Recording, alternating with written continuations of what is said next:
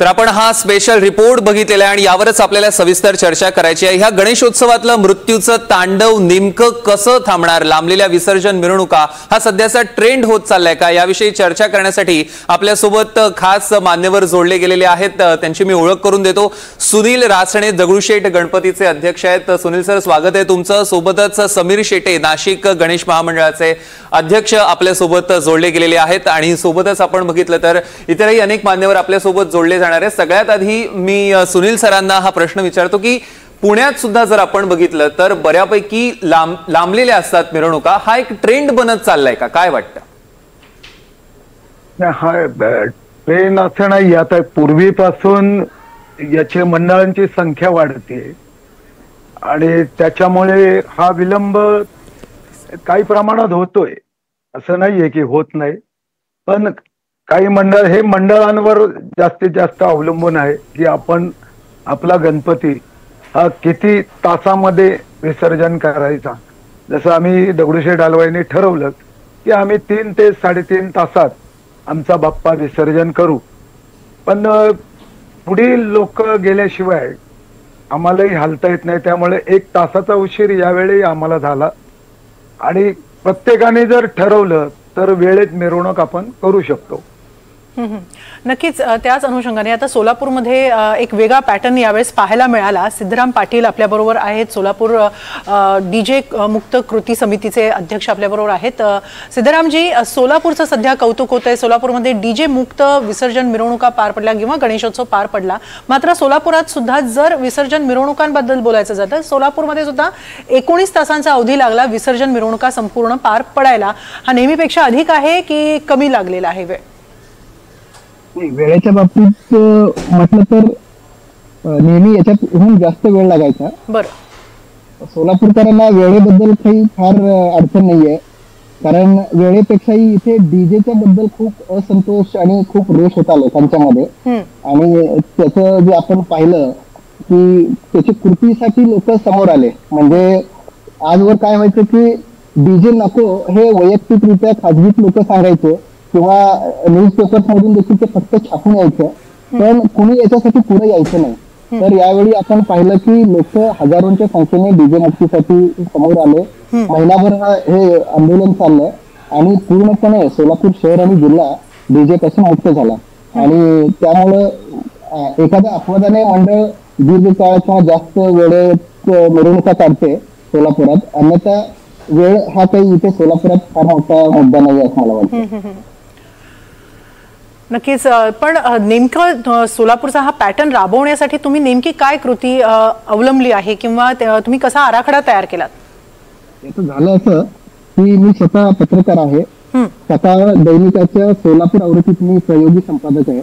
आणि यावर्षी अण्णाभाऊ साठे मिरवणुकीमध्ये डीजे वरती नाचल्यानंतर एका तरुण म्हणजे 27 वर्षाचा तरुण त्याचा जागीच मृत्यू झाला हार्ट अटॅकने।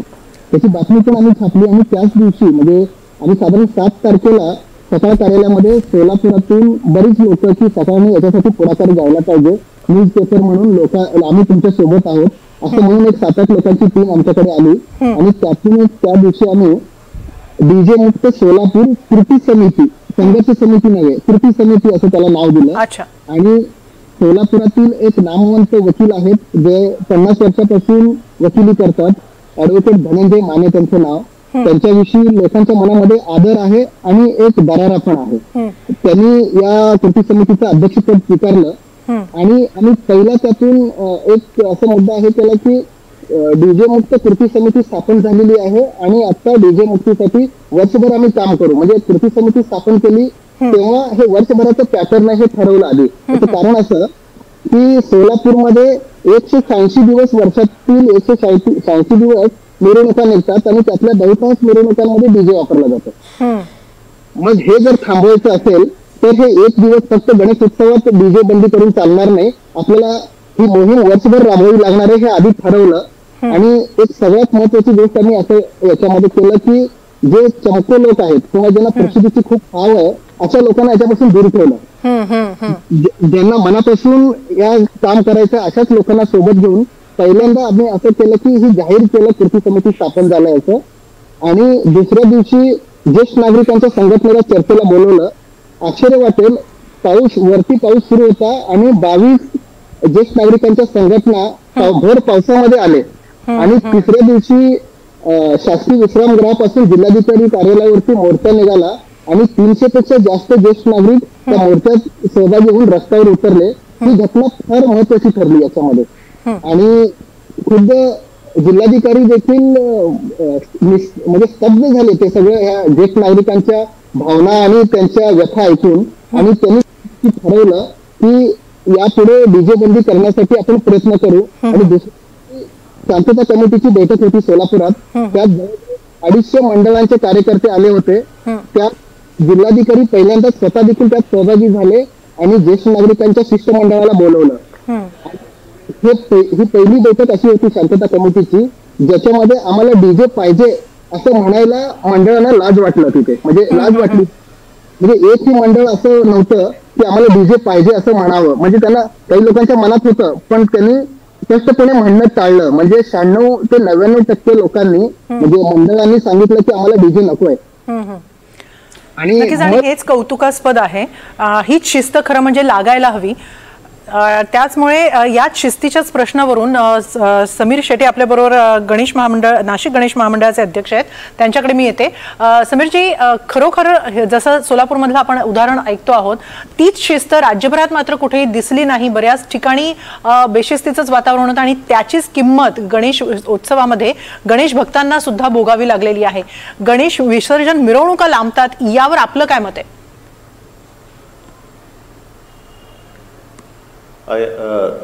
तशा बाहेरच्या ठिकाणी गणेश उत्सवाच्या मिरवणूक लांबतात पण आमच्या नाशिकमध्ये गणेश उत्सवाच्या मिरवणूक जास्त लांबत नाही. कारण की आम्ही प्रशासनाने आम्ही आधीच 4-4 मिटिंगा घेऊन त्या मिरवणूक कशा लवकर पार पडतील याचा प्रयत्न करतो. आणि यावेळेस आमचे फक्त 1 तास मिरवणूक लांबली. बाकी आमची मिरवणूक वेळ 1 तासाच्या आधीच संपली. कारण की मिरवणूक आम्ही शॉर्ट केल्या होत्या आणि मिरवणूक शॉर्ट करून कुठेही मिरवणुकीमध्ये गॅप नाही घ्यावी याचा पूर्ण प्रयत्न करून प्रशासन, पोलीस प्रशासन आणि आम्ही महामंडळाचे कार्यकर्ते हे प्रत्येक मंडळाच्या बरोबर राहून आणि त्या मिरवणूक आम्ही पुढे नेत गेलो. त्यामुळे आमचे सगळे गणपती फक्त 1 तासाचा फरक पडला आम्हाला. 1 तासामध्ये आम्ही ती जास्त मिरवणूक लांबली. निश्चितच. पण एकीकडे जर आपण बघितलं की मिरवणुकांचा वेळ सुद्धा वाढला, लांबल्या यावेळेला, पण त्याच वेळेला ह्या गणेशोत्सवातली एक मोठी चिंता सगळ्यांना भेडसावायला मिळाली ती म्हणजे आपण आपल्या टेलिव्हिजन स्क्रीनवर आकडे सुद्धा बघत असू. यावर्षी गणेशोत्सवात अक्षरशः मृत्यूचं तांडव बघायला मिळालं. कदाचित ती बेशिस्तीची किंमत असेल. मला सुनील सरांना विचारायचं आहे की पुण्यात सुद्धा जर आपण बघितलं तर 4 जणांचा मृत्यू झाला, 4 जण बुडालेले आहेत. ह्यावर तुमचं काय मत आहे, नेमकी काय प्रतिक्रिया?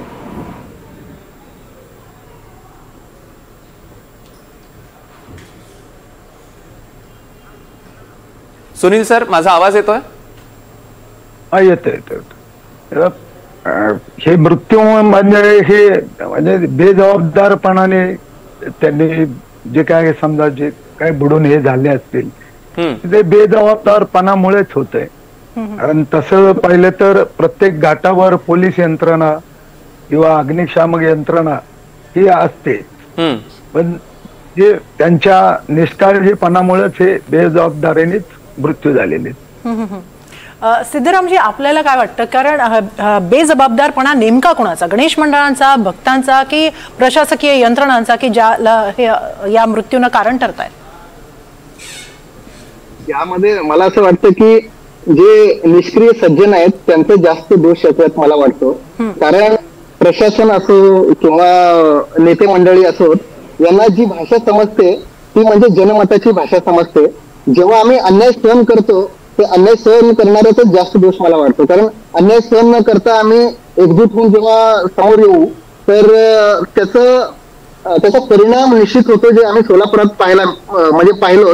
कारण सोलापुरात आम्ही डॉक्टरना आवाहन केलं, 500 पेक्षा जास्त डॉक्टर म्हणजे 538 डॉक्टर रस्त्यावर आले आणि सीपींना म्हणजे पोलीस आयुक्तांना डॉक्टरांना सामोरं जावं लागलं की, आणि त्या सगळ्याचा परिणाम म्हणून सोलापुरात डीजे मुक्ती आलेली आहे. याच्यातून मला वाटतं की राजकीय लोकांना एकच भाषा कळते, जनमत आपल्या विरोधात चाललं म्हणलं की ते घाबरतात आणि मग पोलीस अधिकाऱ्यांना जे प्रशासनिक यंत्रणा आहे त्यांना ते तसं कार्य करायला प्रवृत्त करतात आणि लोक शांतपणे सहन करतात असं म्हटलं की पोलिसांची इच्छा असून देखील पोलीस काही करू शकत नाहीत, कारण शेवटी पोलिसांनी काही कारवाई केली की पुन्हा राजकीय नेत्यांचे त्यांना फोन जातात. तर लोकांनी सजगता दाखवणं आणि थेट त्याच्यावरती कृती करणं असं जर केलं तर ह्या गोष्टी थांबू शकतात. म्हणून सहन करणारे जे निष्क्रिय सज्जन आहेत तेच याला जास्त कारणीभूत आहेत असं मला वाटतं. पण समीरजी, मला तुम्हाला या संदर्भात विचारायचं की तसं म्हटलं अर्थात ही प्रत्येकाची स्वतःची जबाबदारी आहेच, म्हणजे गणेश भक्तांची ती जबाबदारी आहेच, ते नाकारून चालणार नाहीच आहे, पण सोबतच ही गणेश मंडळांची सुद्धा जबाबदारी नाही का? कारण अनेक गणेश मंडळ असतील ही बऱ्याचदा बेशिस्तीनं वागताना दिसत आणि त्याचे परिणाम कुठेतरी आपल्याला बघायला मिळतात की अशा निष्काळजीपणामुळे मृत्यू होतोय किंवा अनेकांना जीव गमवावा लागतोय. सर, प्रशासन आणि गणेश संकल्पन म्हणजे आपण कृत्रिम तलाव केलेले आहे. कृत्रिम तलावामध्ये आपण गणपती बुडवतो. आता आमच्या इथे नदीला यावेळेस पाऊस खूप असल्यामुळे पूर पण आलेले होते, पण नशिबाने नाशिकमध्ये तशी घटना फार कमी घडली किंवा एखादाच कोणीतरी नाशिक शहरात नाही पण नाशिकच्या बाहेर जिल्ह्यामध्ये एखादा जण डुबला असेल.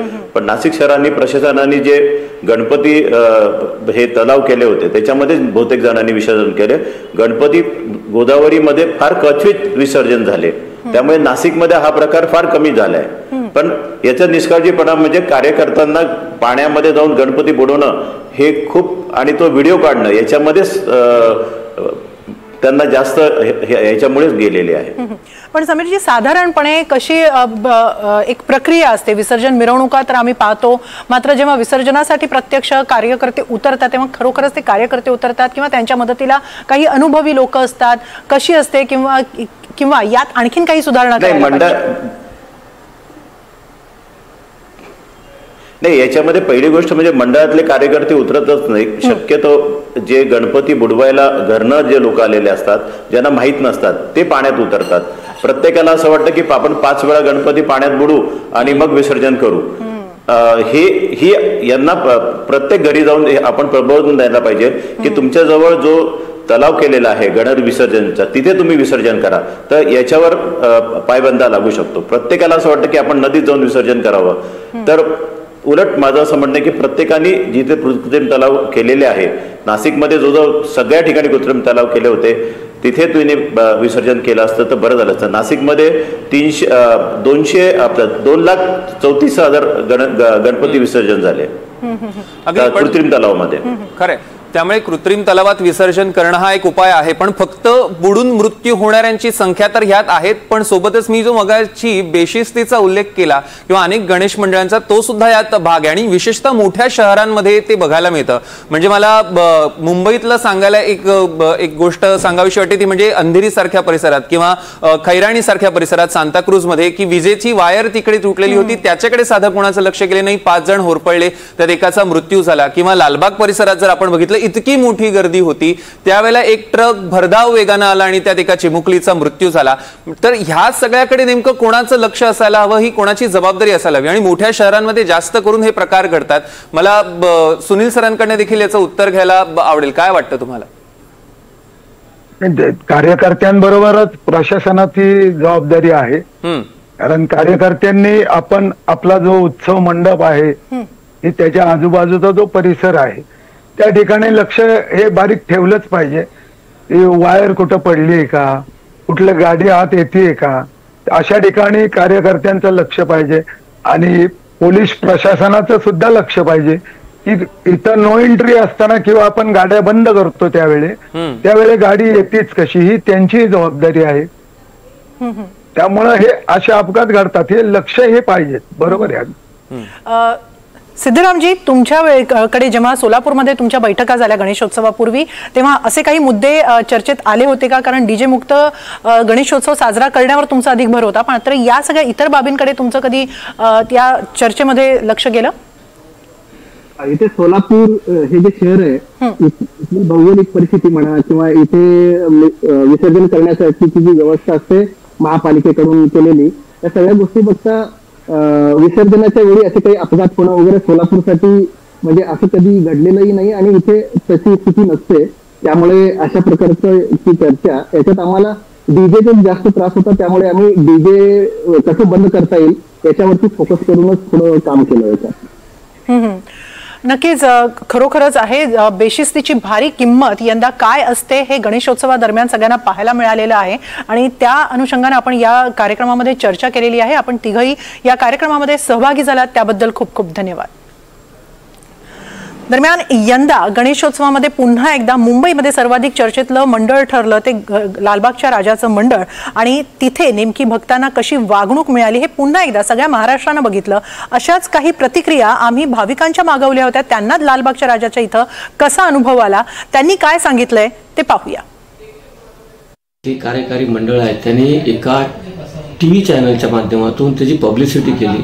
पब्लिसिटी केल्याच्या नंतर जे हाय प्रोफाईल जे येतात VIP येतात त्या VIP दाखवून त्यांना एक लालबागचा राजा एक बिझनेस बनवलं। गणपती हा सगळ्यांचा गणपती, लालबागचा राजाचा दोष नाही। तिथे जे VIP येणारे किंवा त्यांनी स्थानिक लोकांना जे VIP पास देतात त्यांचं विदाउट पास न ओळख परेड करता त्यांना तिथे सर्व लोकांच्या व्यवस्थितरित्या दर्शन व्हावं अशा करण्याकरता ठेवलेले असतात।